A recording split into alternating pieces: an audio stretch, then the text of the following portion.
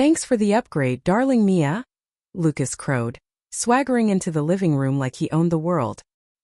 He flicked his designer sunglasses onto the coffee table with a clatter, standing there in a tailored suit that screamed money, his pristine loafers gleaming under the lights. His luggage, overflowing with high-end logos, spilled across the floor like a trophy haul. First class to Europe, luxury suites, this is the life I've been craving, Mia. I couldn't hold it in. Laughter erupted from me, sharp and unstoppable. He whipped around, scowling. What's so damn funny? He snapped. Oh, Lucas, I said, shaking my head, wiping a tear from my eye. You have no idea what you've stepped into. My name's Mia. I'm 34. A cybersecurity pro with a knack for sniffing out scams, ironic, considering I've spent the last 7 years married to a walking disaster dressed up as charisma. Lucas was the guy with the silver tongue, spinning wild dreams while I quietly made them possible. I held down a solid career, he flitted between get-rich-quick flops. The red flags were there, secretive finances, endless excuses for his empty bank account, but I ignored them, clinging to the illusion we were partners. Until last week.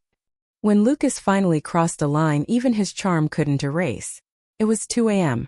I was dead asleep when he crept downstairs, thinking I wouldn't notice. He cracked open my laptop, my work laptop, and dug into one of my credit cards. He scribbled down the details, snapped pics with his phone, and slunk back to bed like a ghost. The next morning, over coffee, my phone lit up with alerts. I opened my banking app, $50,000 gone. Designer suits, luxury watches, a first-class ticket to Paris. My stomach dropped, then steadied. I knew it was him. And instead of losing it, I grinned. See, that card wasn't personal. It was a decoy from a fraud training program I run at work, built to catch crooks and ping the authorities with every swipe. Lucas didn't just rob me, he turned himself into a live-action case study. I called my lawyer, Tara, that morning. You're not gonna believe this, I said, laying it all out. She cackled so hard she nearly choked. Wait, he stole the dummy card? The fraud trap one? Yup, I said, cool as ice. He thought he was slick. Tara snorted. Slick? He's a walking neon sign. Every charge is flagged. Cops on speed dial yet? Not yet, I said. But it's coming. For a week I played it cool, watching Lucas dig his own grave. He left a note one day, taking some me time. Don't wait up. And jetted off with my money. Alerts rolled in. Michelin star dinners, 5-star hotels. A shopping spree that'd make a Kardashian blush. Each ping felt like a win. 3 days in, Agent Harper called. We've got major fraud activity on your account, he said, voice steady. Know who's behind it? My husband, I replied, no hesitation. A beat of silence. Your husband? I explained the dummy card setup, and Harper let out a low whistle. That's a first. We'll need a statement, but he's toast. When Lucas strutted back home, dripping in ill-gotten swagger, I was ready. He tossed his duffel bag down, grinning. Thanks for the upgrade, Mia. You really came through. I laughed again, loud and wild. His smirk faltered. What's so funny? Oh, Lucas, I said, savoring the moment. You'll see. He shrugged off his jacket, lounging like a king. You should have told me about that card sooner. We could have had a blast together. I leaned against the counter, arms crossed. And how do you see this ending, genius? He kicked off his shoes, smirking. You're too uptight about cash. I figured you'd get over it when you saw me happy. The nerve of this guy, infuriating if it wasn't so pathetic. So the watches, the flights, the hotels, I said. That was my gift to you? Not thought, he shot back, pointing at himself. New. Time you loosened up. I smiled, tight and dangerous. Oh, I'll bet. While he showered, belting out some off-key nonsense, I texted Tara. He's back. Let's roll. She fired back, perfect. Harper's on it. Over the week, Tara and Agent Harper had tracked every move. Every charge a nail in Lucas's coffin. Harper had told me, let him swagger into this. The cockier, the better. Now, as Lucas's voice echoed through the house, I felt calm. For years, I'd let him leech off my trust, my stability. Not anymore. He flopped onto the couch post-shower, towel slung low, grinning like a fool. Paris was unreal, he bragged, pulling out a gold watch. The shops, the food, dreamy. Sounds amazing, I said, leaning in the doorway. Tell me more. He launched into a blow-by-blow champagne, rooftops, the works. Every word a confession he didn't know I was recording. Best part, he said, flashing the watch. No one suspected a thing. Not even you. Next morning, Tara and I met over coffee. He's got no shot, she said, flipping through evidence, alerts, charges, his dumbass monologue. Harper's set for the arrest. I nodded, the reality sinking in.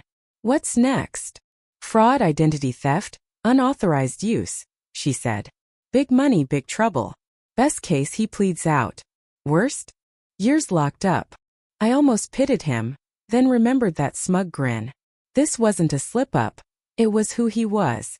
That night, a knock rattled the door. My pulse jumped, not fear but thrill. Agent Harper stood there with 2 cops. Lucas here? He asked. I stepped aside. Right inside. Make yourselves at home. Lucas glanced up from his phone, confusion creasing his face. What's this? Harper stepped forward. Lucas Bennett, you're under investigation for fraud and unauthorized financial use. Come with us.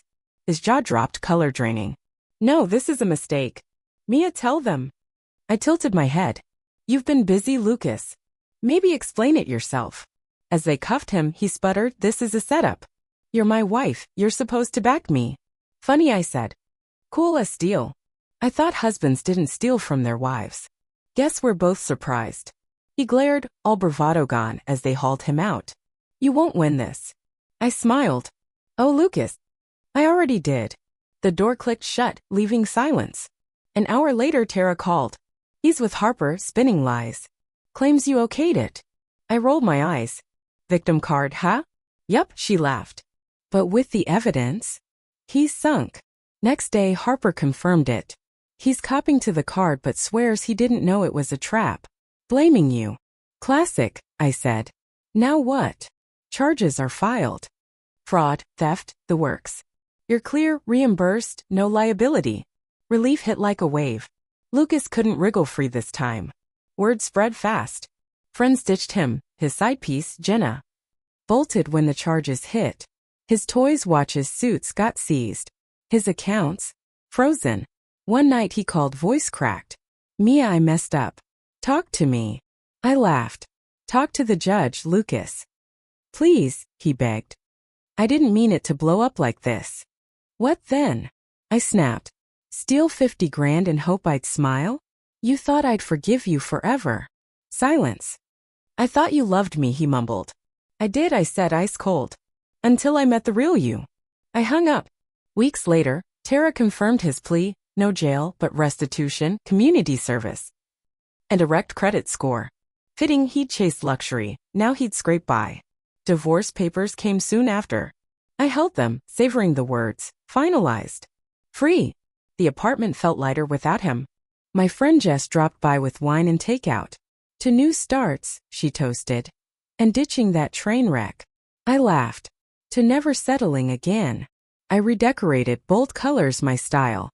Took that solo trip I dreamed of, tasting peace by the coast. Lucas faded, jobless, broke, back with his folks.